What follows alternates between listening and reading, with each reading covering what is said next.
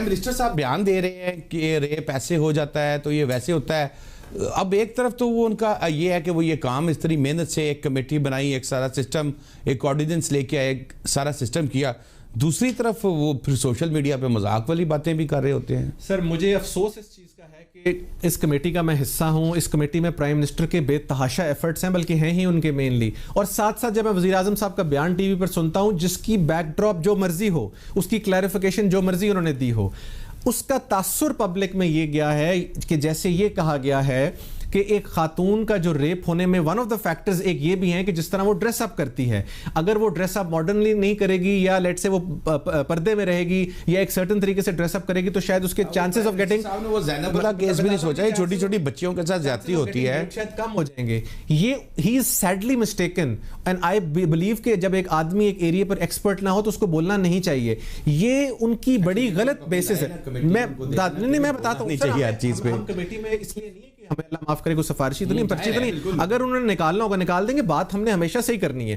Prime minister of Pakistan needs to understand کہ rape offence جو ہے اس کی ایک بیک ڈراپ ہے, اس کی ایک ہسٹری ہے. اگر آپ اس کی بیسک ہسٹری پڑھیں جو کیومنز کے ٹائم میں ہے, تو اس کے ساتھ ریلیٹ یہ کیا جاتا تھا کہ جب ایک میل آدمی اپنا سپرم جسے کہہ لیں فورسبلی خاتون کے اندر پلانٹ کرتا تھا, this is how the concept of rape started. یہ ایک ڈومینین آف پاور ہے, اسٹیبلش کرنا کہ میں تم سے تگڑا ہوں. یہ چیز آگے ٹرانسلیٹ کرتی ہوئی وارز میں آئی. جب وارز جیتی جاتی تھی تو armies as a result of that دوسری سائڈ کی, ناٹ آل آرمیز, دوسری سائڈ کی خواتین کو ریپ کرتے تھے ٹو اسٹیبلش کہ ہماری آپ کے اوپر ڈومینین ہے. اسی طرح جب اس کو آج کے دور میں ٹرانسلیٹ کرتے ہیں تو rape is an expression whereby a man is expressing his dominion, اس کی سپریمیسی اسٹیبلش کر رہا ہے, طاقت اسٹیبلش کر رہا ہے اس چیز سے. اس کا تعلق اس عورت کے ڈریس سے, کانڈکٹ سے, منصور علی شاہ صاحب اپنی ججمنٹ میں لکھ چکے ہیں کہ اس کی سابقہ سیکشل ہسٹری سے تعلق نہیں ہے. آپ مجھے بتائیں جن خواتین کو پردے میں ہاتھ مار کے جایا جاتا ہے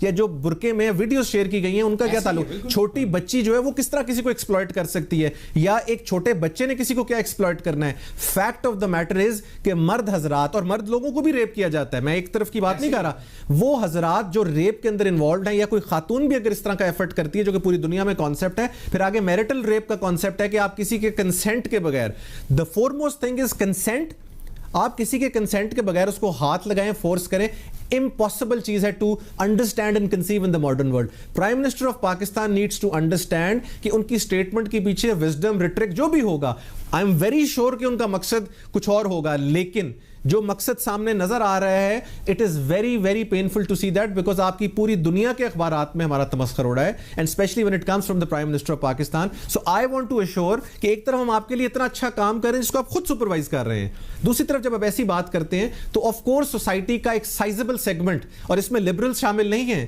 اس میں ہر وہ شخص شامل ہے جو ریپ کے قانون کو یا ریپ کے افینس کو تھوڑا سا بھی سمجھتا ہے, وہ آپ کی اسٹیٹمنٹ سے کیسے اگریو نہ ہو. پرائم منسٹر صاحب کی سوچ کوئی اور ہو, یقیناً ان کی سوچ اور ہونی چاہیے.